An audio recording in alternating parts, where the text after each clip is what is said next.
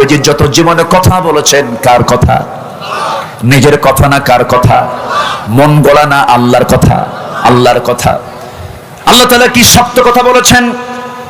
আল্লাহ রাব্বুল আলামিন তার ব্যাপারে বলেছেন ওয়ামা ইয়ানতিকু আনিল হাওয়া ইন হুয়া ইল্লা ওয়াহয়ুন ইউহা। তিনি নবুয়ত প্রাপ্তির পর থেকে শুরু করে নিয়ে 63 বছর 9 ঘন্টা জীবিত ছিলেন। শেষ নিঃশ্বাস পর্যন্ত যত কথা বলেছেন প্রত্যেকটা কথার মধ্যে ইঙ্গিত ছিল একমাত্র কার? আল্লাহর। নাম্বার 7 হলো দিন প্রচারে বল প্রয়োগ না করা। আমরা কি হিন্দুদেরকে বলি জোর করে তোমরা ইসলাম কবুল করো? আজ থেকে বলি? রাসূল বলেছেন তার নিজের চাচা আবু তালেব, তিনি কি জোর করতে পারতেন না? অনেক কিছু বলতে পারতেন না? জোর করেছেন না। আমার নবীজি নিজের কলিজার টুকরা 2 মেয়েকে বিয়ে দিয়েছিলেন। আবু লাহাবের 2 ছেলের সঙ্গে রাসূল বিয়ে দিয়েছিলেন তার 2টা মেয়েকে। দিন যখন চলে এলো, নবুয়ত যখন পেলেন, 2টা মেয়েকে নবীর ঘরে তালাক দিয়ে পাঠায় দেওয়া হলো। নবুয়ত প্রাপ্তির পরে ইসলাম তেমন একটি বিধানের নাম। ইসলাম আছে, সম্পর্ক আছে, ইসলাম নাই, সম্পর্ক নাই। আর ওদের সম্পর্ক দেখেন, বিয়ের বাড়ি হলো আমেরিকা। বিয়ের বাড়ি কোথায়? দেশকে খুব ভালোবাসে। আরেক বিয়ের বাড়ি হলো ইংল্যান্ড। এক বিয়ে ইহুদি, আরেক বিয়ে হলো নাসারা। আল্লাহ তাআলা বলছেন এই পৃথিবীতে মুসলমানদের সবচাইতে বড় দুশমন হলো ইহুদি আর নাসারা। আর আত্মীয়তা করার কোনো জায়গা পায় নাই। আত্মীয়তা পাইছে হলো আমেরিকা, আত্মীয়তা পাইছে হলো ইউরোপ। এই হচ্ছে তাদের দেশের প্রতি প্রেম, দেশের প্রতি ভালোবাসা। 18 কোটি মানুষ, এর মধ্যে আর কোনো মহিলা খুঁজে পায় নাই। চলে গেছে সেই 7 সাগর 13 নদী পাড়ি দিয়া কোথায় গেছে? আমেরিকা। যাও, গেছি যখন বিয়ে বাড়ি থাকো, কি ঠিক কিনা? আল্লামা সাঈদীর কথাগুলো আজকে অক্ষর অক্ষর মিলে যাচ্ছে। এদিকে গোড়ায় ঝাঁকি মারবো, দিল্লিতে গিয়ে পড়বা, ঠিক কিনা? সব মিলে গেছে। এমন একটা সময় আসবে পড়ানোর মতো একটি দূরের গর্ত খুঁজে পাবা না। তিনি যে দেশের, কি ব্যাপার, তিনি যে দেশের অগণন মানুষের একজন আধ্যাত্মিক লিডার ছিলেন, এতে চুল পরিমাণ কোনো সন্দেহ না। তিনি যা বলেছেন, আল্লাহর ওলিদের মাঝে ফালহামাহা ফুজুরাহা ওয়া তাকওয়াহা, ইলহামটা কে দিয়ে দেন? ওলিদের কারামত মিথ্যা না সত্য? কারামত মিথ্যা না সত্য? সত্য। তবে মাঝে মাঝে খুব একটা জিনিস খুব খারাপ লাগে। আজকে যদি আল্লামা সাঈদী যদি বেঁচে থাকতেন, গোটা পৃথিবীর ইতিহাসে আমি কোন ইতিহাস পাইনি এমন একজন ব্যক্তির শুধু ফাঁসির রায় হয়েছে, সেই ফাঁসির রায়কে কেন্দ্র করে শত শত মুসলমান বুকের তাজা প্রাণ ঢেলে দেওয়ার ইতিহাস নিকটবর্তী 200-300 বছর, আমি যতটুকু ইতিহাস পড়েছি, নিকটবর্তী কোন ইতিহাসে এমন কোন রেকর্ডই নাই। আল্লাহু আকবার বলেন। সম্মানিত ভাইয়েরা, তাহলে দিন প্রচারে কোন কি জোর প্রয়োগ করা যাবে? আল্লামা সাঈদী এমন একটা এলাকার এমপি ছিলেন যে এলাকার অধিকাংশ ভোটার মুসলিম না হিন্দু? মুসলিম না হিন্দু? হিন্দু। তার সাক্ষী ছিল কি? হিন্দু, কিন্তু নবীর কি বলে আমাদের আল্লামা সাঈদীর বিপক্ষে না পক্ষে? পক্ষে। নদী সাঁতরায়া 9 মাসের পেটে বাচ্চা রেখে, 9 মাসের বাচ্চা পেটে আছে, সেই বাচ্চাকে পেটে ধারণ করে নদী সাঁতরায়া এই আল্লাহর পক্ষে তারা ভোট দিয়েছে। তাকে বলা হয়েছে ধর্মান্তরিত করা অভিযোগ তার বিরুদ্ধে লেপন করা হয়েছে, তোকমা লাগিয়ে দেওয়া হয়েছে। কিন্তু ইসলাম কখনো এই কনসেপ্টকে কখনো গ্রহণ করে না।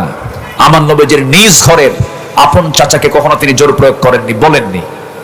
কারণ দিন তো জোর করে গ্রহণ করা যাবে না, দিন জন প্রয়োগের কোনো কিছু নয়। দিল থেকে যারা ভালো লাগবে সে কালেমা পড়ে মুসলমান হয়ে যাবে। আল্লাহর মেহেরবানি, এই কথা আমি এই 20 বছরে কোনোদিন বলতে পারি নাই। আজ পর্যন্ত আমার যতটুকু হিসাব আছে, আল্লাহ তাআলা এই অধমের হাতে 39 জন বিধর্মী কালেমা পড়ে মুসলমান হয়েছে। সত্য প্রকাশ করতে পারিনি। মিজান আজহারি কি গত এই তো 10-15 দিন আগে মালয়েশিয়া প্রোগ্রাম ছিল। ভাই আমাকে বললেন, ভাইজান আমি দেশ থেকে পালাতে বাধ্য হয়েছি, দেশ থেকে আসতে বাধ্য হয়েছি। আমাকে আসতে বাধ্য করেছে এক নাম্বার কারণ হলো, একটা মাহফিলে 8 জন একসঙ্গে কালেমা পড়ে মুসলমান হয়েছিল। এটা ছিল তাদের চোখে বড় একটা অপরাধ। এই অপরাধে আমাকে অপরাধী সাব্যস্ত করে আমাকে বাধ্য করেছে বাইরে আসতে। আমি গিয়েছি, আমি চলে আসছি। আমার বন্ধুগণ, আমরা তো কোনো হিন্দু বাড়িতে গিয়ে হানা দেই না, বরং আমরা মন্দির পাহারা দেই, ঠিক কিনা? আমরা মন্দির পাহারা দেই। আর নিকটবর্তী আপনি ভারতের দেশে, ভারতে চলে যান, তারা মসজিদ পাহারা দেয় না, ভাঙ্গে, তারা ভাঙ্গে, আমরা গড়ি। আমরা কোনো মন্দিরে কোনোদিন আঘাত হানি নাই কোনোদিন।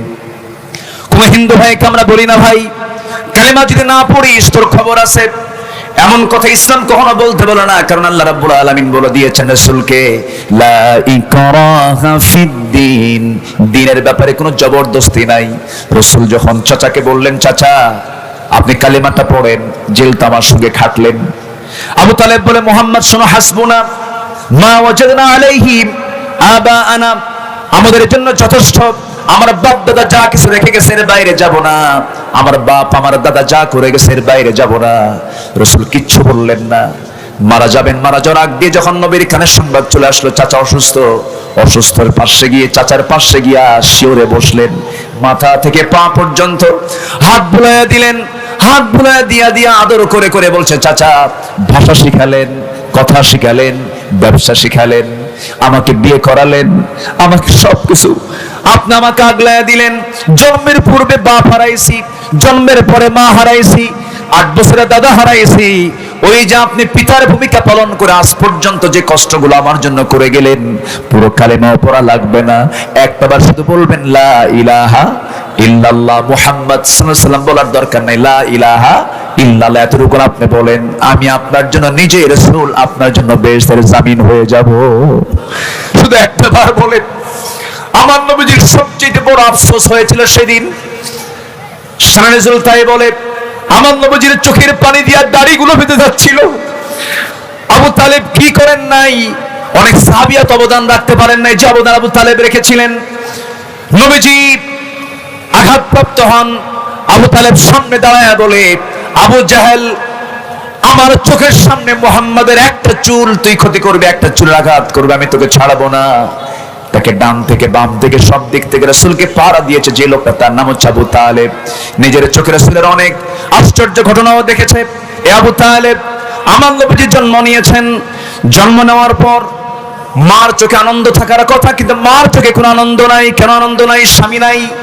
স্বামী ছাড়া সন্তান তিনি পেটে ধারণ করেছেন, স্বামী আগেই চলে গেছে, সন্তান চলে আসলো। সন্তান আসার পর একজন মার কাছে সবচেয়ে বড় প্রত্যাশার জায়গা হলো তার স্বামীর কোলে সন্তানকে উঠায়া দেওয়া। স্বামী দুনিয়া থেকে আগেই বিদায় নিয়ে নিয়েছে। সন্তান যতবার দেখে মা আমিনার চোখের পানি ফুরায় না, হাউমাউ করে কান্দে। সন্তান কোলে নিতে পারেন না। গভীর রাত, চাঁদনি রাত, সন্তানকে চাঁদনি আকাশের নিচে চাঁদনি রাতে সময় রেখেছেন। আমিনা সন্তানের কাছে গেলে পরে হাওমা করে কান্দেন। আবু তালেব একদিন বলছে, মুহাম্মদ তুমি তো আল্লাহর নবী হয়ে গেছো, একটা কথা বলি তোমাকে।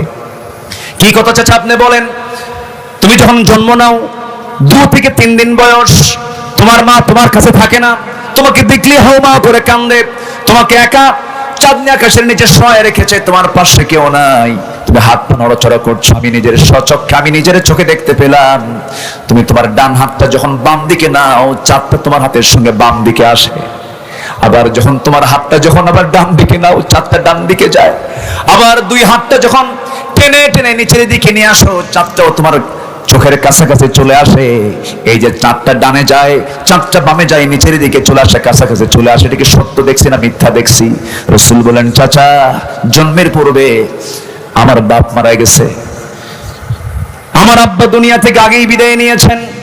আমার মা যখন আমাকে ভূমিষ্ঠ করলেন, আমার মা আমাকে কোলে নিতে গেলেই হাওমা করে কান্দেন, স্বামীর কথা মনে হয়ে যায়। এই জন্য আমাকে সময় দেবে কে, আমাকে টাইম দেবে কে? আমি একাকি রাত্রিতে শুয়ে আছি, আল্লাহ রাব্বুল আলামিন সে রাতের বেলা আকাশের চাঁদটাকে আমার জন্য খেলনা বানায়া দিয়েছিলেন। আমার বন্ধুগণ, সেই রাসূলকে আদর করে করে আবু তালেব বড় করলেন। রাসূল নবুয়ত পেলেন, তার সঙ্গে জেলও খাটলেন। এত ত্যাগ, এত কোরবানি স্বীকার করার পরেও আবু তালেব দুনিয়া থেকে বেঈমান হয়ে দুনিয়া থেকে বিদায় নিয়েছেন। রাসূল তাকে জোর করেন নাই, কারণ হেদায়েতের মালিক কে? আসতে বলবেন, হেদায়েতের মালিক কে? হেদায়েতের মালিক কে? হেদায়েতের মালিক আল্লাহ। তার আরো আরো আরো বড় প্রমাণ আছে। একজন নবীর বউ কাফের, একজন নবীর সন্তান কাফের, একজন নবীর বাবা পর্যন্ত মুশরিক, আছে না নাই? আচ্ছা, এগুলো নিয়ে টেনশন করা যাবে না। হেদায়েত চাইতে হবে কার কাছে? আল্লাহর কাছে। কোন সংখ্যালঘু শব্দ আমরা শুনতে চাই না। আমিরে জামাত বলেছেন, এদেশের অন্যতম ইসলামী সংগঠন জামাত ইসলামের আমিরে জামাত বলেছেন, সংখ্যালঘু শব্দকে আমরা বাদ দিয়ে দেব। এই দেশে যে জন্ম হয়েছে সেই বাংলাদেশের নাগরিক, সবার সমান অধিকার, ঠিক কিনা? হিন্দু ভাইরা, ইসলাম যদি প্রতিষ্ঠিত হয়, এই দেশে সবচাইতে বড় নিরাপত্তা পাবে হলো অন্য ধর্মের মানুষগুলো, ঠিক কিনা? অন্য ধর্মের মানুষরা সবচেয়ে বেশি নিরাপত্তা পাবে। কোনো টেনশন আপনারা করবেন না। ইসলাম আপনাকে কখনো আঘাত দেবে না। ইসলাম আঘাত দেওয়াতে বিশ্বাসী নয়। আমার নবীজি শেষ পর্যন্ত বলে ফেললেন, চাচা একটু কালেমা কি পড়া যায় না? বলল, মুহাম্মদ আমারে কইও না, আমার কপালে হেদায়েত নাই। আমার নবীজি হাতটা গুটায় নিলেন। ইন্নাকা লান তাহদিনি মান আহবাবতা, হে রাসূল আপনি যাকে ভালোবাসবেন আপনি তাকে হেদায়েত দিতে পারবেন না। হেদায়েতের চাবি কার হাতে? ইহদিনাস সিরাতাল মুস্তাকিম। আমার নবীজি হাত গুটায় নিলেন। আবু তালেবের ইন্তেকাল হয়ে গেল। এখন প্রশ্ন হলো, দেখেন আবু তালেবের ভাতিজা হচ্ছেন মুহাম্মদ সাল্লাল্লাহু, আবু তালেবের ছেলে হচ্ছেন সাইয়েদনা আলী রাদিয়াল্লাহু তাআলা আনহু, আবু তালেবের আরেকটা ছেলে হচ্ছেন জাফর বিন আবু তালিব রাদিয়াল্লাহু তাআলা আনহু। জাফর বিন আবু তালেবের বাবা হয়েও লাভ নাই, সাইয়েদনা আলীর বাবা হয়েও লাভ নাই, আবার ওইদিকে বিশ্বনবীর আপন চাচা হয়েও লাভ নাই, কারণ তার মধ্যে কি নাই? ঈমানটা নাই। আমার ভাইয়েরা, এই জন্য বলি সবচাইতে বড় সম্পদ হলো ঈমান। ইমানদার নেতা আমরা খুঁজবো, ইমানদারদের সঙ্গে আমরা থাকবো। ও কোন মাস সাদিকিন, সাদিকদের সঙ্গে থাকবো, সত্যবাদীর সঙ্গে চলাফেরা করব। বাম রাম, অত্যাচারী জালেম শোষক চোর ডাকাতদের সঙ্গে আমাদের কোনো সম্পর্ক থাকতে পারে? যারাই চাঁদাবাজি করবে হাত কেটে দিতে হবে, ঠিক কিনা? যারাই সন্ত্রাসীগিরি করবে আইনের হাতে তুলে দিতে হবে। আমরা সতর্ক থাকবো। জোরে বলি ইনশাআল্লাহ। রাসূল দিন প্রচারে কোনোদিন জোর প্রয়োগ করেননি। নাম্বার 8 হলো মানব জাতির মুক্তির দিশা দেখানো। মানব জাতিকে মুক্তির দিশা দেখানোর জন্যই রাসূলকে হাদি করে, রাসূলকে নবী করে, দূত করে পাঠিয়েছেন কে? আসতে বলবেন না কে? এক রাসূল না অসংখ্য রাসূল? বলেন এক রাসূল না, আল্লাহ তাআলা শুধু এক রাসূলকে পাঠিয়েছেন। বলেন এক রাসূল, লক্ষাধিক পয়গম্বর, 1,24,000 মতান্তরে বলে। মতান্তরে তো 1 লাখ ডিফারেন্স হয় না। আমাদের সংখ্যা বলার দরকার নাই, আমাদের সংখ্যা অসংখ্য পয়গম্বর। ওয়ায়াকতুলুনা নাবিয়্যিনা বিগাইরি হক।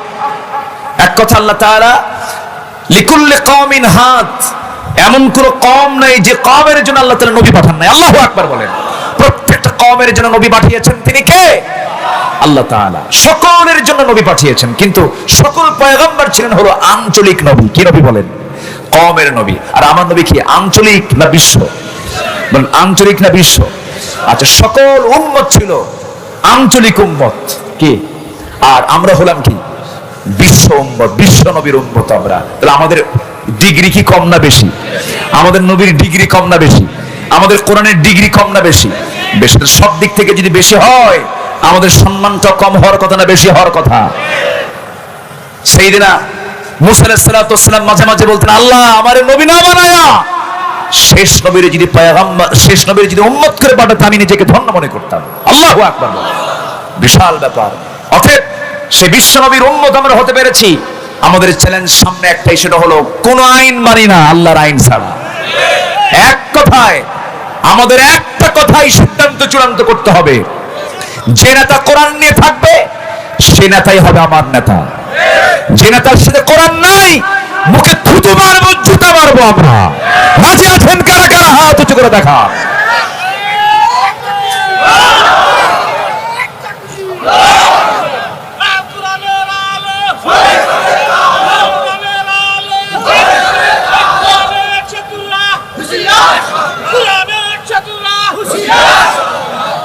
আল্লাহ কবুল করুন। জোরে বলি আল্লাহুম্মা আমিন, আরো জোরে আল্লাহুম্মা আমিন। সম্মানিত ভাইয়েরা, আজকের মাহফিল অনেক মা বোন মন হয়ে আসছে না? মা বোনরা আসছে। মেয়েদের অবদান ইসলামে আছে না নাই? উহুদের ময়দানে শুধু পুরুষ ছিল না, মহিলাও ছিল। এই ছাত্র বৈষম্য বিরোধী আন্দোলনে যারা দুনিয়া থেকে বিদায় নিয়েছে এর মধ্যে মহিলাও আছে না নাই? আসতে বলবেন না, আছে না নাই? আছে। শুধু মাদের ব্যাপারে, বোনদের ব্যাপারে শুধু আমরা একটা কথা বলবো, মেহেরবানি করে আন্দোলন করেন, সংগ্রাম করেন, ডাক্তার হন, ইঞ্জিনিয়ার হন, অফিসে বসেন, সব কিছু করেন, সমস্যা নাই। শুধু একটা অনুরোধ আপনাদের কাছে, ছাত্রী সমাজ যারা আছেন, ইউনিভার্সিটিতে যারা, আপনি কেন ডাক্তার হবেন না? পর্দাশীলা মহিলার পেটের অপারেশন করার জন্য পুরুষ ডাক্তার দরকার না মহিলা ডাক্তার দরকার? মহিলারা ডাক্তার হবে, ইঞ্জিনিয়ার হবে, তারা বড় বড় জ্ঞানী হবে, প্রফেসর হবে, তারা শিক্ষিত হবে, কোনো বাধা ইসলামে নাই। কিন্তু মা, দয়া করে কপালে টিপটা না দিয়া, মাথার চুলটা না দেখায়া, সৌন্দর্যটাকে স্বামী ছাড়া অন্য কারোর সামনে ডিসপ্লে না করে, একটু বড় কাটা পরে, পর্দার পোশাক পরে শালীন হয়ে চলাফেরা করুন। এই দেশের কোটি কোটি নারীরা অনায়াসে আল্লাহর জান্নাতে চলে যাবে, আল্লাহ কাউকে বাধা দেবেন না। আমার দেশের মারা অন্য দেশের মহিলাদের চেয়ে অনেক ভালো, অনেক ভালো। ঘুরেছি তো, গোটা পৃথিবীর অনেক জায়গায় ঘুরেছি। আমার দেশের মায়েরা, এদের কাছে ইসলাম বোঝানো, ইসলাম পৌঁছানো খুবই সহজ। কিন্তু এদেশের কিছু ঘাপটি মার্কা, কিছু বদমাইশ নেতৃত্বের জন্য এটা সবচেয়ে বড় দায়ী। ঠিক কিনা বলেন? গান বাজনা করানোর জন্য কিছু অভিভাবক আছে, নিজের মেয়েকে মঞ্চে তুলে দেয়, তুই নাচ। জয়পুরহাটে মনে হয় নাই? বিচিত্র অনুষ্ঠানের নামে হাই স্কুলে কিছু অনুষ্ঠান করা হয়, নাচা হয়, অশ্লীল নৃত্য পরিবেশন করা হয়। আমরা প্রশাসনকে, আমরা আইন মন্ত্রণালয়ের দায়িত্বে যারা আছেন, তাদেরকে বলবো, আমার মা বোনদের ইজ্জতের দাম আছে না নাই? আমার মার অশ্লীল দৃশ্য, পেট বের করা, পিঠ বের করা, চুল বের করা, এমন নোংরা দৃশ্য আমরা আর দেখতে চাই না। কি ব্যাপার?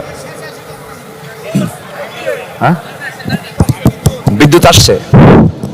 যে বিদ্যুৎ আসছে আবার বিদ্যুৎ যায়, এটা তো পূর্বের সরকারের বৈশিষ্ট্য।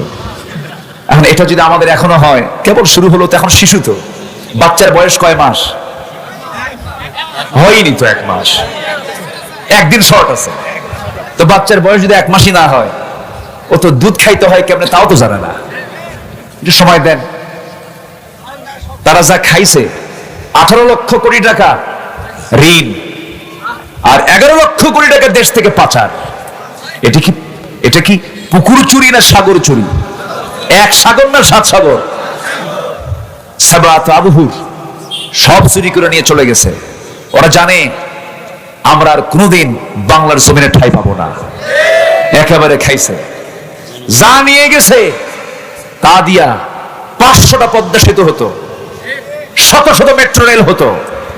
এই দেশের কাঠামোগত উন্নয়নের জন্য যা বাজেট লাগতো তার চাইতে ডাবল ডাবল তারা লুটপাট করে নিয়ে চলে গেছে। সব নিয়ে চলে গেছে। কিন্তু নিয়ে গেলে হবে কি? আমরা নিয়ে যেতে দেব না, আমরা সব বের করে আনবো। জোরে বলি ইনশাআল্লাহ, আর জোরে বলি ইনশাআল্লাহ। এই জন্য একতাবদ্ধ হওয়ার দরকার আছে না নাই? কার দাড়ি ছোট, কার দাড়ি বড়, কার দাড়ি আছে, কার দাড়ি নাই, কার মাথার টুপি লম্বা, কার মাথার টুপি গোল, কার জালি টুপি, কার ভরা টুপি, কে ফাড়া পাঞ্জাবি, কে জুব্বা, কে পায়জামা, কে প্যান্ট, কে কম দরবার, কে নাভিতে হাত বাঁধে, কে বুকে হাত বাঁধে, কে আমিন আসতে বলে, কে আমিন জোরে বলে, এগুলো দেখার সময় এখন নাই আমাদের। কোন দরবারের ধোঁয়া দিবেন না। কোরআনকে সামনে রেখে, কোরআন কয়টা? আল্লাহ কয়জন? নবী আমার একজন, আমাদের নবী এক, আমাদের আল্লাহ এক, আমাদের কিতাব এক। সকল দ্বন্দ্ব ভেদাভেদ ভুলে গিয়ে কোরআনকে যারা পার্লামেন্টে দেখতে চান, ছোটখাটো সমস্ত মতনৈক্যের দিকে না তাকায়া ইখতিলাফ মাল ইত্তেহাদ কায়েম করে এই বাংলার জমিন আল্লাহর দ্বীন কায়েমের জন্য সর্বাত্মক মাঠে ময়দানে সবাইকে কাজ করতে রাজি আছেন? রাজি আছেন? হাত উঁচু করে দেখা।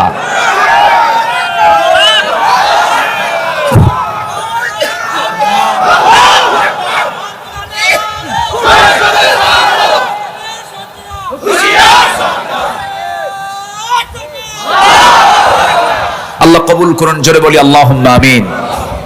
সম্মানিত ভাইয়েরা, সম্মানিত বন্ধুগণ, এখান থেকে বাড়ি যাওয়ার পর গুরুত্বপূর্ণ একটা নামাজ আছে। সেই নামাজের নাম কি? আলহামদুলিল্লাহ। আলহামদুলিল্লাহ। বাংলাদেশের ইতিহাসে একটা ইউনিয়নে 3টা কামিল মাদ্রাসা। কোন জেলা? বুঝলাম না। ছাত্রের চাইতে মাদ্রাসা বেশি। হ্যাঁ, আর ইউনিয়নের নাম কি? মুম্বাই। বম্বু। এই মুখস্থ করতে তো 3 যুগ লাগবে। হানাইলকের মধ্যে তাই? আচ্ছা, আলহামদুলিল্লাহ। 1918 সালে এই মাদ্রাসা প্রতিষ্ঠা পায়। এক ইউনিয়নে, গোটা বাংলাদেশের কোথাও এই রেকর্ডটা নাই। 3টা কামিল মাদ্রাসা এবং 3টাই চালু এবং 3টা যথেষ্ট সুনাম নিয়ে এই 3টা মাদ্রাসাই চলছে। বলি আলহামদুলিল্লাহ। রেজাউল করিম ভাই কোন মাদ্রাসা? হানাইল ছিল, এখন মনে হয় ট্রান্সফার হয়ে অন্য জায়গায় চলে গেছে। জি আলহামদুলিল্লাহ। তাহলে তো আলেমের এলাকা। আমি ভাঙ্গাচুরা কিছু কইছে আল্লাহ জানে, ভুল হইলে মাফ করে দিয়ে। সম্মানিত ভাইয়েরা, তাহলে তাহাজ্জুদ নামাজ, 2টা পানি, মানে ওই অস্ত্র কখনো জাহান্নামে যাবে না। এক অস্ত্র হলো আল্লাহর ভয়ে কাঁদা, আল্লাহর ভয়ে কাঁদা। আরেকটা অস্ত্র হলো দেশ রক্ষায় সীমান্ত পাহারা দেওয়া। আলহামদুলিল্লাহ বলবেন না? তাহলে বিজিবিদের দাম আছে না নাই? অবশ্যই আছে। তারা যদি দেশ কামানত মনে করে, তারা যদি সীমান্ত পাহারা দেয়, ওই চোখ কখনো জাহান্নামে যাবে না। তাহলে তাহাজ্জুদটা আমরা পড়বো না ইনশাআল্লাহ? এখন কি তাহাজ্জুদের সময় হয়ে গেছে না? হয়ে গেছে। বাড়িতে গিয়ে উযু বানাবো। ওয়াসনার শক্তিকে উযু করা আসতে কয় না, উত্তম। উযুর উপরে থাকলে ভালো। আমার রাসূল মেরাজে গেলেন, জান্নাতে ঢুকে কাউকে পাচ্ছেন না। হঠাৎ করে বেলালের আওয়াজ তার কানে চলে আসে। বেলাল, সাইয়েদনা বেলাল। ধলা না কালো? শুধু কালো না ঘন কালো? চুলও কালো, চেহারাও কালো, শুধু দাঁত শুধু সাদা, খালি চকমকা করে দাঁত, চেহারার কোনো সৌন্দর্য নাই। সাহাবীরা মাঝে মাঝে বলতে কালো পাহাড় আসে। কি পাহাড়? কালো পাহাড়। রাসূল বললেন, এই সাহাবীরা, আমার বেলালকে কালো পাহাড় বলো না। তোমরা কি জানো আমি হলাম ইমাম আর আমার বেলাল হলো মুয়াজ্জিন? যেরকম সুবহানাল্লাহ। কে বলেছেন? নেলসন ম্যান্ডেলা, বর্ণবাদী বৈষম্যের নেতা। আমার নবীজি ইমামের দায়িত্ব পালন করলেন, তার মুয়াজ্জিন বানালেন কালো বেলালকে। ওয়াজআলনাকুম শুউবা ওয়া ক্বাবাইলা লিতাআরাফু ইন্না আক্রামাকুম ইনদাল্লাহি আতকাকুম। আল্লাহু আকবার। আমার নবীজি সাইয়েদনা বেলালকে সম্মান দিলেন। রাসূল জান্নাতের মধ্যে তার আওয়াজ শুনতে পাচ্ছেন। দুনিয়াতে এসে বলেন, বেলাল তুমি দুনিয়াতে, কিন্তু তুমি জান্নাতে ঘুরলা কেমনে? তোমার আওয়াজ পেলাম পায়ে হাঁটার। তুমি কি আমল করো বলো তো? সাইয়েদনা বেলাল বলেন, হুজুর ওযু করি, নামাজ পড়ি। আমি ওযু ছাড়া কখনো থাকি না। যখন আমার ওযু যায়, ওযু বানায় নিয়ে 2 রাকাত নামাজ পড়ি। জোরে বলি সুবহানাল্লাহ। এই আমলটাকে আমরা করব।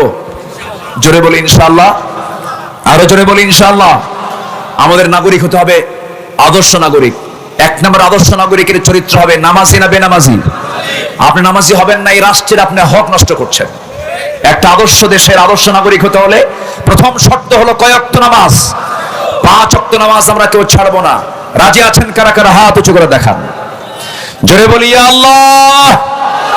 আমাদেরকে 5 ওয়াক্ত সালাত আদায় করার তৌফিক তুমি আল্লাহ দিয়ে দাও। জোরে বলি আমিন। আরো জোরে আমিন।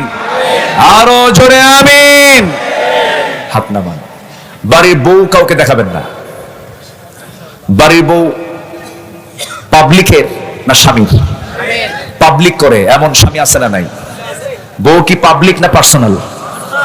বউয়ের ছবি সুন্দর করে তোলে, ফেসবুকে দিয়া আপলোড করে, লেখে স্ট্যাটাস, প্রিয় বন্ধুরা আসুন আমার বউটাকে সবাই মিলে জামাতের সাথে দেখি। জোরে কোন নাউজুবিল্লাহ। আসতে বলবেন না, আছে না নাই বলেন তো? বউকে আমাদের সঙ্গে দেখা যায়? বউ দেখবে কয়জন? কার বউ? ভালো করে কোন, কার বউ? নিজের বউ না অন্যের বউ? নিজের বউ। অন্যের বউ দেখা কি? আসতে কয় অনেক কিছু আরাম।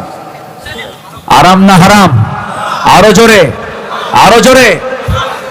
শালিকে দেখা যাবে, শালিকে আজ থেকে শালিকে দেখা যাবে। শালিকে দেখা কি? কিচ্ছু কয় না, কোন জোরে কোন? হারাম। আচ্ছা, শালার বউ, শালা বিয়ে করে নাই, শালার বউ দেখতে যায় এমন দুলাভাই আছে না নাই? এটা কি সুন্নতে মুআক্কাদা? আসতে কয়। শালাকে বলে তুই কি বউ বুঝিস কিছু? বউ কেমন কি আমার তো অভিজ্ঞতা আছে, দেখছেন কত বড় লুচ্চা আছে না নাই? আছে। বউ দেখবে, বিয়ে করার জন্য বউয়ের পাত্রী দেখতে যাবে, মানে পাত্রী নির্বাচন করার জন্য দেখতে যাবে। ছেলে নিজে না ছেলের বাবা যাবে? ছেলের দুলাভাই যাবে? কে যাবে? ছেলে নিজে দেখবে। দুলাভাইও জায়েজ নাই, বাবাও জায়েজ নাই। এগুলো ভুল করে। আবার কিছু নামাজিও আছে, শালি নিয়ে ঘোরে, বউ নিয়ে ঘোরে না। বউ তো পুরাতন, শালিকে বলে ও ঠন্ডা, হুন্ডায় চড়ায়। শালি মনে মনে চিন্তা করে যে কোনোদিন এই মেলা দেখি নাই, গোপীনাথের মেলা দেখি নাই। হুজুর কিন্তু সব খবর রাখে। তো গোপীনাথের মেলায় দুলাভাই যখন অফার করছে, এই চান্স তো জীবনে নাও আসতে পারে, যাই। হুন্ডায় চড়ছে, লজ্জাও পায়, দুলাভাই মানুষ। তো পিছনে উঠে চিন্তা করে গায়ের সঙ্গে গা লাগালে কেমন হয়, এটা তো উচিত না। তো গাটা না লাগাইয়া মাঝখানে একটা ফাঁকা রাখছে যেন গা না লাগে, পিছনে শক্ত করে ধরে আছে। দুলাভাই এমন আরাম পাচ্ছে না, আছে না? আছে না? সামনে যায় এমন ব্রেক মারে, এক ব্রেকে গ্যাপ পুরো। আছে না নাই? শালি মারা গেছে, দাফন করতে হবে। তো শালির কবরে নামছে হলো দুলাভাই। হুজুর দেখে কয় লা হাওলা ওয়ালা কুওয়াতা ইল্লা বিল্লাহ। এই তুমি নামছো কেন? তোমার নাম হারাম। দুলাভাই মনে মনে কয় সারা জীবন তাজা শালি হুন্ডা নিয়ে ঘুরলাম, কোনো ফতুয়া নাই। মরার পরে মরে গেছে শালি, এখন কয় হারাম। সম্মানিত ভাইয়েরা, আমাদের ভালো হওয়ার সময় আমরা এখন পেয়েছি। বোরকা পরলে কেউ আর বলবে না জঙ্গির পোশাক, মাথায় টুপি পরলে কেউ বলবে না এটা জঙ্গির টুপি, দাড়ি রাখলে পরে আমাদের কেউ আর বাধা দেবে না। বহু লটর ফটর করেছ, বহু ষড়যন্ত্র করেছ, ভালো হও, ভালো হও, নচেত এই জাতি তোমাদের কাউকে ক্ষমা করবে না। এই রাসূলুল্লাহর মাথার টুপি কুকুরের মুখে, কুকুরের মাথায় চড়িয়ে দিয়েছিল। কিছু নাস্তিকের বাচ্চা এখনো আছে না নাই? নিঝুম মজুমদার গা ঢাকা দিয়ে বসে আছে। নিঝুম মজুমদার আল্লামা সাঈদী কিনে বাজে কথা বলেছে। নিঝুম মজুমদার কোথায় আছে খুঁজে বের করতে হবে। সম্মানিত ভাইয়েরা, এরকম শত শত নাস্তিকের তালিকা এখন আমরা করব। নাস্তিকদের আল্লাহ সহ্য করেন না, ইমানদার সহ্য করতে পারে না। লেখার শক্তি আল্লাহ তোমাকে দিয়েছে, তসলিমা নাসরিনের মতো লেখা বাদ দিয়ে দাও, নাস্তিক হুমায়ুন আজাদের মতো লেখা বাদ দিয়ে দাও। লেখো মুজিবুর রহমান মল্লিকের মতো, লেখো কবি আল মাহমুদের মতো, লেখো জাতীয় কবি নজরুল ইসলামের মতো। আল্লাহ তোমাকে নিয়ামত ধন্য করেছেন। বাম রামের চিন্তা মাথায় এনে লিখবো, ওই হাত আমরা ভেঙে চুরে চুরমার করে দেব। ফেসবুক স্ট্যাটাস দিতে সাবধান হয়ে যাবা। ফেসবুক একটা গুরুত্বপূর্ণ প্ল্যাটফর্ম, এই প্ল্যাটফর্মকে তোমরা প্রশ্নবিদ্ধ করবা না, তাদেরকে আমরা সতর্ক করে দিচ্ছি। আমরা মাফ করতে জানি কিন্তু অন্যায়কে ক্ষমা করতে জানি না। আল্লাহ আমাদের সবাইকে বোঝার তৌফিক দান করুন। জোরে বলি আল্লাহুম্মা আমিন। আজ আমি তৃপ্তি ভরে নাম ধরে কিছু কথা বলতে পেরেছি, এই সুযোগ দিয়েছেন কে? আসতে বলবেন না কে? প্রত্যেক রাতে, প্রত্যেক দিন সকালবেলা আমি যখন বাড়ি থেকে মাহফিলের উদ্দেশ্যে বের হতাম, বউকে বলতাম, বউ আমার চললাম তো, কি যে হয় আল্লাহই জানে, কোন যে কোন মামলায় পড়ে, যে আগামী 8 তারিখও মামলার হাজিরা আছে। এমন চাকরি দিছিল আমারে, বিদেশে যাব কখন টেনশন, ঘুরবো কখন টেনশন। এমন মামলা, 18 কোটি মামলা, 18 কোটি এই দেশের নাগরিকের বিরুদ্ধে মামলা হয়েছিল। দেশটা বানিয়েছিল কারাগার। তাই ভাই আমরা দেখেছি আপনার 8 তারিখে মামলার হাজিরা আছে। তো বললো, উকিল সাহেব বললো আপনার না আসলেও হবে। বললাম যে কেন? কেন এটা কি বলবেন, আপনি যা বলবেন তাই করে দেব। তাই বললাম যে না, একটু যাই, একটু সাক্ষাৎ করে আসি। বুঝলেন নাই? একটু সাক্ষাৎ করে আসি, দেখা সাক্ষাৎ হয় না বহুদিন, সাক্ষাৎটা করে আসি। হামজার মামলা থেকে তাকে অব্যাহতি দেওয়া হয়েছে, আলী হাসান ওসামার মামলা অব্যাহতি হয়েছে, তারপরে গুনবীর মামলা অব্যাহতি হয়েছে, হারুন ইসহারের মামলা অব্যাহতি হয়েছে। হাফিজাহুল্লাহ, আল্লাহ তাদেরকে হেফাজত করুন, জোরে বলি আল্লাহুম্মা আমিন। এবং ওই কাউন্টার টেররিজমের যে মামলার আসামি হারুন ইসহার, আলী হাসান ওসামা, হামজা, এরা যে মামলার আসামি ছিল, ওই মামলার আমিও আসামি ছিলাম। ওই একই মামলায় আমাকে আসামি করা হয়েছিল। সম্মানিত ভাইয়েরা, এরা মামলা দিয়ে দিয়ে চেষ্টা করেছিল যে এদের মুখকে বন্ধ করতে পারবো আমরা, কিন্তু না, আল্লাহ শোনেন নাই। আপনি পানিকে, তেলকে আপনি যতই চেষ্টা করেন পানির নিচে রাখার জন্য পারবেন না। তেল পানির নিচে না পানির উপরে, কারণ তেল বানাতে অনেক ঘানি, অনেক কষ্ট করে তেল বানাতে হয়েছে। তেল কখনো পানির নিচে থাকতে পারে, হক কখনো বাতিলের নিচে চাপা থাকতে পারে। আল্লাহ মুহূর্তের মধ্যে সবকিছুর ফায়সালা করে দিয়েছেন। এখন আমরা দেশ গড়ব কি দিয়া? আজকাল দেশ গড়ব কি দিয়া? কোরআন কি কোনো কারো বাপের, কারো স্বামীর, কারো নেতা, কোন নেতার? কোরআন কার? কোরআন কার? আকাশ কার? জমিন কার? সূর্য কার? চন্দ্র কার? অতএব কোরআন এসেছে কার কাছ থেকে? অতএব শান্তি আসবে একমাত্র এই কোরআন দিয়েই। কোরআনের শাসন বাংলার জমিন আমরা চাই। সবাই চান তো ইনশাআল্লাহ? আর তো জঙ্গিবাদের গালি নাই, আর তো যুদ্ধবাদের গালি নাই, সন্ত্রাসীর গালি নাই। আমরা এখন কোরআন থেকে আমরা চাই। যারা চাবে না, সে যে দলেরই হোক না কেন, সেই ইসলামের দুশমন। আল্লাহ সবাইকে বোঝার তৌফিক দান করো। আমি আমার কথা আর বাড়াবো না, যতটুকু হয়েছে আমরা বলে ফেলি আলহামদুলিল্লাহ। দোয়া না করে কেউ যাবেন? আমরা সবাই দোয়া করে যাবো, নামাজের মতো করে বসি, এটা নামাজের মতো করে বসি। 3 বছর আমি আসতে পারিনি এই জায়গায়। কয় বছর? 3 বছর আসতে পারিনি। আল্লাহ পাক আসার সুযোগ করে দিয়েছেন, আলহামদুলিল্লাহ বলেন। আল্লাহ তুমি মাহফিল কমিটির উপরে বরকত নাজিল করো, সবাইকে তুমি দ্বীনের জন্য কবুল করো।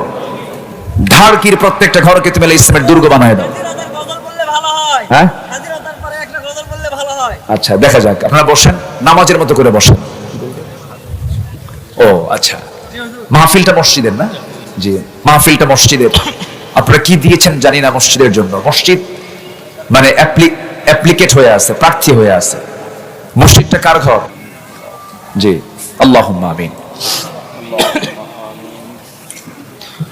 ربنا ظلمنا أنفسنا وإن لم تغفر لنا وترحمنا لنكونن من الخاسرين ربنا لا تزغ قلوبنا بعد إذ هديتنا وهب لنا من لدنك رحمة إنك أنت الوهاب। গভীর রাত, নিঝুম রাত, প্রচন্ড গরমের ভিতরে হাজার হাজার মুসলমান নরনারী নিয়া তোমার কালাম থেকে কিছু আলোচনা করে এবং শুনে সে শান্তে এসে তাহাজ্জুদের সময় ভিক্ষুকের মতো ছোট্ট ছোট্ট দুটি হাত আসামির মতো তোমার দরবারে তুলে রেখেছি। আল্লাহ, আমরা আসামি আর তুমি তার ফয়সালাকারী। আমরা আগে সারেন্ডার করছি, ইয়াকা না'বুদু ওয়া ইয়াকা নাস্তাঈন। রুকু দিয়ে সিজদা দিয়ে তোমার কাছে সারেন্ডার করি। আল্লাহ গো, চোখের গুনাহ, কানের গুনাহ, হাতের গুনাহ, মনের গুনাহ, যত গুনাহ জীবনে করেছি সমস্ত গুনাহগুলোকে মেহেরবানি করে তুমি আল্লাহ মাফ করে দাও। আল্লাহ তাআলা, আমরা জানি আমাদের গুনাহ যত বড়, তোমার রহমত তার যত অনেক বেশি বড়। আল্লাহ, রহমান তো কেউ না, রহিম তো কেউ না, গফফার তো কেউ না, গফুর তো কেউ না। আল্লাহ, তুমি তোমার এই বড় বড় নামের উসিলায়, রহমান নামের উসিলায় আমরা ক্ষুদ্র তোমার সৃষ্টি মাখলুক বান্দা যত গুনাহ করেছে সব গুনাহগুলোকে তুমি আল্লাহ মাফ করে দাও। জনম দুঃখিনী মা, জনম দুঃখী বাপ জানজারে চলে গেলেন, জিন্দেগীর গুনাহগুলো মাফ করে দাও। কবরগুলোকে জান্নাতের টুকরা বানায়া দাও। আব্বা আম্মার জন্য কি দোয়া তুমি শিখায় দিয়েছো, চক্ষু বন্ধ করুন, হাতটা একটু উঁচু করে আব্বা আম্মার জন্য দিল থেকে, মন থেকে, হৃদয় থেকে আব্বা আম্মার জন্য আকাশের দিকে হাতটা উঁচু করে রেখে একটু চিৎকার করে আমার সঙ্গে আওয়াজ দিয়ে বলুন, রব্বিরহামহুমা কামা রব্বায়ানি সগীরা, রব্বিরহামহুমা কামা রব্বায়ানি সগীরা, রব্বিরহামহুমা কামা রব্বায়ানি সগীরা। আয় আল্লাহ তাআলা, এমন ভাই আমার সঙ্গে হাত তুলতে পারেন, নিজের হাতে নিজের মাকে দাফন করেছেন, নিজের বাবার লাশ নিজের পিঠে বহন করে কবর পর্যন্ত নিয়ে চলে গেছে। সে আব্বা আম্মা যারা চলে গেল রে, জিন্দেগির গুনাহগুলো মাফ করো, কবরগুলোকে জান্নাতের বাগিচা বানায়া দাও। আল্লাহ তাআলা বিশেষ করে এই মাহফিলের আয়োজন যারা করলেন, শোনার জন্য কষ্ট করে যারা আসলেন, বিনিময়ে কিয়ামতের কঠিন ময়দান যেদিন কেউ কাউকে চিনবে না, এমনকি মা সন্তানকে পর্যন্ত স্বীকার করে বসবে, যেদিন মানুষ কাঁদতে কাঁদতে চোখের পানিগুলো পড়ে যাবে, চোখ থেকে রক্ত বের হওয়া শুরু হয়ে যাবে, সেই কঠিন মুসিবতের দিন এই মাহফিল সবার জন্য নাজাতের মাধ্যম তুমি আল্লাহ বানায়া দিও। আল্লাহ, 5 আগস্টের আগে এক চিত্র ছিল বাংলার জমিনের, 5 আগস্টের পর আরেক চিত্র হয়েছে বাংলাদেশে। আল্লাহ গো, জুলুম শাহী থেকে আমাদেরকে একটু রক্ষা দিয়েছ, তোমার কাছে প্রার্থনা করি জমিনটা তুমি কোরআনের জন্য কবুল করে নাও। আল্লাহ তাআলা, শহীদ আবু সাঈদ, মুগ্ধ, এই যে আমাদের সন্তানগুলো, তাজা প্রাণগুলো, এই দেশকে জুলুম থেকে বাঁচানোর জন্য, অত্যাচার থেকে বাঁচার জন্য এই যে বুকের তাজা প্রাণগুলো ঢেলে দিল, রক্তগুলো তারা জমিনে ঢেলে দিল। আল্লাহ গো, মেহেরবানি করে তুমি তাদের শাহাদাতকে তুমি আল্লাহ দয়া করে কবুল আর মঞ্জুর করে নাও। আল্লাহ তাআলা, এই জমিনে অনেক শহীদের রক্ত ঝরেছে। আল্লাহ, তোমার জমিনে তোমার দিন কায়েমের জন্য বছরের পর বছর জেলখানায় কয়েদি হয়ে